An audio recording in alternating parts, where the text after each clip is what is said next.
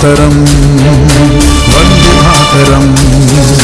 ವಂದೇ ಮಾತರಂ ಎಂಬ ಸೂತ್ರವು ಹಿಂದೂಸ್ತಾನದ ಜನ್ಮಶಾಸ್ತ್ರವು ಶ್ರುತಿಲಯ ಜತಿಗಳ ರಾಗಾಲಾಪವು ಎಂದು ಮರೆಯದ ಬೀಜ ಮಂತ್ರವು ಕಾಶ್ಮೀರದಿಂದ ಕನ್ಯಾಕುಮಾರಿಯು ಮೆರೆದು ಹಾಡಿದ ಕಿಚ್ಚು ಹಚ್ಚಿದ ಹಿಂಸೆ ಸಹಿಸದ ಭೇದ ಮಾಡದ